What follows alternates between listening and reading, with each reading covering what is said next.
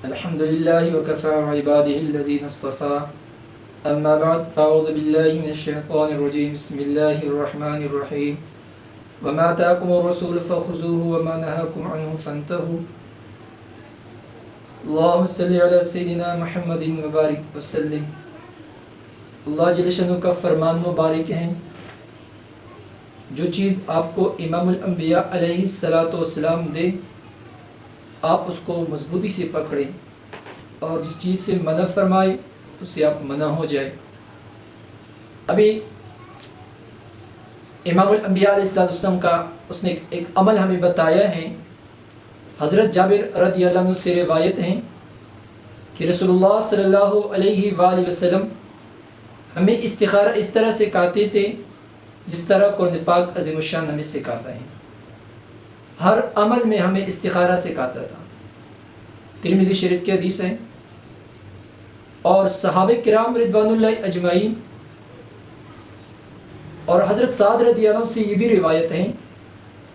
امام الانبیاء علیہ السلام کا فرمان مبارک ہے، ابن آدم کی خوش نصیبی اس میں ہے کہ وہ اللہ جل شانہ کے فیصلے پہ راضی ہو جائے، اور ابن آدم کی بدبختی بد نصیبی اس میں ہے کہ وہ اللہ جل شانہ کے ساتھ استخارہ نہ کر لے، مشورہ نہ کر لے.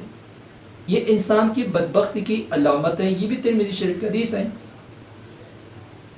لہذا ہمیں امام الانبیاء علیہ السلام نے ہمیں استخارہ سکھایا، اور امام الانبیاء علیہ السلام نے حضرت جابر رضی اللہ عنہ سے روایت ہیں، امام الانبیاء علیہ السلام نے فرمایا کہ فرض نماز کے بعد 2 رکعت پڑھ لی، پھر اس کے بعد دعا سکھائی، اور جو آپ یہ دعا جو ہے نا آپ کے سامنے اسکرین پہ شیئر کی جائے گی، اور پھر آپ اس دعا کو پڑھ لیں.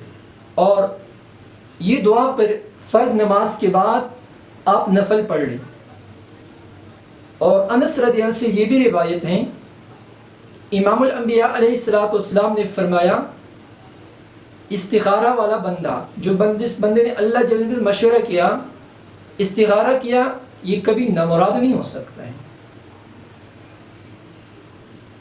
اور اصل میں مشورہ ہم دنیا میں ان لوگوں سے کر لیتے ہیں، ان لوگوں کے ساتھ کرتے ہیں، ہمیں مشورہ کرتے ہیں ان لوگوں کے ساتھ سمجھدار ہو. اور سب سے عظیم سمجھ وہ اللہ جل شانہ کی ذات ہیں. اللہ پاک نے سارے لوگوں کو، جو سمجھدار لوگ ہیں ان کو بھی سمجھ اللہ جل شانہ نصیب فرمائی ہے. اللہ جل شانہ، سارے لوگ اللہ جل شانہ کے محتاج ہیں، کمزور ہیں. اللہ جل شانہ نے ساری چیزیں نصیب فرمائی، یعنی عقل بھی اللہ جل شانہ نصیب فرمایا. تو ہم اللہ جل شانہ مشورہ کر لیں. اب اس کا طریقہ، اس استخارہ میں بہتر یہ ہے کہ انسان رات کے وقت کر لے، بہتر یہ ہے.